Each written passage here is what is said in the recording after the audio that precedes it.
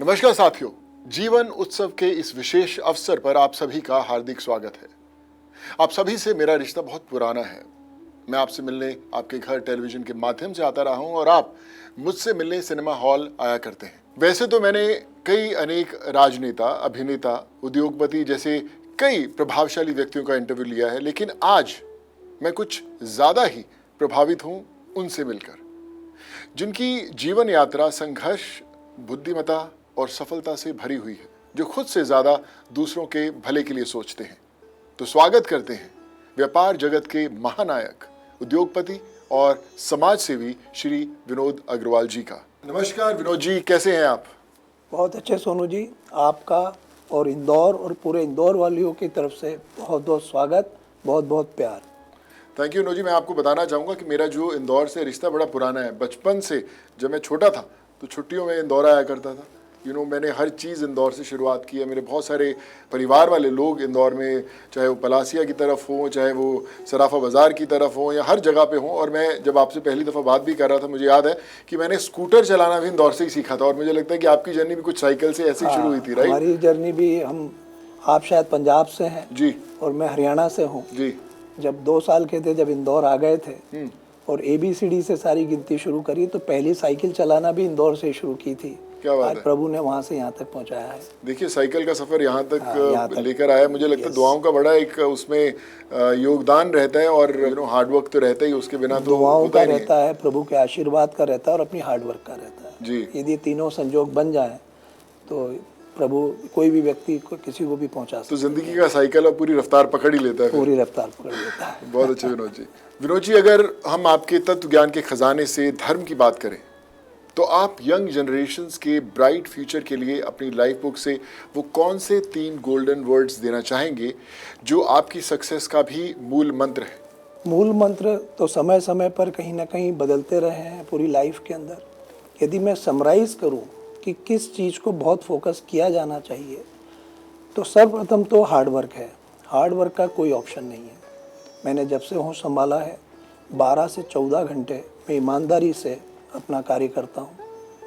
उसके बाद यदि मैं बात करूँ तो ट्रांसपेरेंसी एक लाइफ में बहुत ज़रूरी है।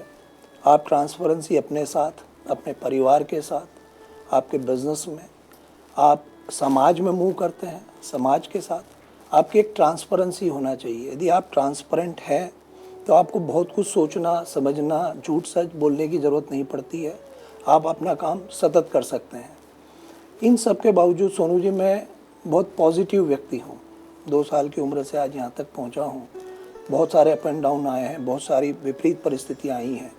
कभी मैंने अपना धैर्य नहीं खोया और हर बुरे से बुरे समय में एक अपना रास्ता बनाया और उस रास्ते से आगे बढ़ा। तो हरदम मैं एक पॉजिटिव सोच का आदमी हूँ, हरदम पॉजिटिव सोचता हूँ। मतलब कितनी भी तकलीफें आए, पॉजिटिव रहना। आपको लगता है कि नई जनरेशन जो आजकल इतनी सोशल मीडिया, इतनी चीज़ें, इतनी डाइवर्जन्स है उनकी लाइफ के अंदर, वो सुनती है जब आप समझाते हैं, कई बार मिलता है, तो आपको लगता है कि उनका एक फोकस बना रहता है, कहीं ना कोई छूट जाता है फोकस? नहीं, जो आज के आपने युवा पीढ़ी की बात करी, आज की युवा पीढ़ी बहुत जल्दी डिप्रेशन में चली जाती है जी। उनको जरा ही देर नहीं लगती डिप्रेशन में जाने के लिए। डिप्रेशन क्या होता है मुझे आज तक समझ में नहीं आया। यदि आप ज़रूरत से ज़्यादा ख्वाब ना देखें, बहुत ज़्यादा ऊंची उड़ान ना सोचें और करंट परिस्थितियों में चलते रहें, तो डिप्रेशन कोई चीज़ ही नहीं है। आपका रास्ता बड़ा हो सकता है, सोच बड़ी हो सकती है, लेकिन काम तो आपको आज की परिस्थितियों से करके आगे बढ़ना होगा। पॉजिटिव हरदम इसलिए रहना चाहिए कि हर एक ख़राब समय के बाद अच्छा समय तो आना ही है और उसका इंतज़ार करना चाहिए और समय के साथ आगे बढ़ना चाहिए। देखिए, विनोद जी ने कितनी कमाल की बात कही कि सपने देखना बड़ा ज़रूरी है, लेकिन उन सपनों तक पहुंचने के लिए, उस उड़ान को वो रूप देने के लिए मेहनत करना ही बड़ा ज़रूरी है। सोचे ना कि मैं डिप्रेस हो गया हूँ, अरे लाइफ में कुछ हो नहीं रहा, होगा कैसे। मैं विनोद जी हमेशा एक बात चीज़ पे बड़ी इस बात पे कहता हूँ कि लोग कई बार बोलते हैं कि मैं कामयाब नहीं हो पाया, मेरे साथ वाला बहुत आगे बढ़ गया, मुझे वैसा मौका नहीं मिला। तो मैं हमेशा अपनी एक मदर की बड़ी कमाल की लाइन लिखी हुई है कि हौसला रख, एक समय ऐसा आएगा जब घड़ी दूसरे की होगी और समय तेरा बताएगा। यदि आपने माँ की चर्चा की है तो मैं इसमें ऐड करना चाहूँगा, जब हम हरियाणा से इंदौर आए थे तो जीरो थे, कुछ भी नहीं पता था, एक समय के खाने का पता नहीं था। हमारी माँ ने सबको मेहनत, ईमानदारी, लगन सिखाई और हर परिस्थिति में आगे बढ़ना सिखाया।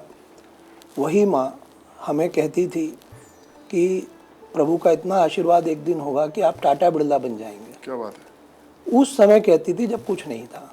अब आप माँ की उस वाणी में देखिए, आज उसमें हमारे परिवार में कोई कमी नहीं छूटी है। माँ ने वहीं पहुँचा दिया हमारे को।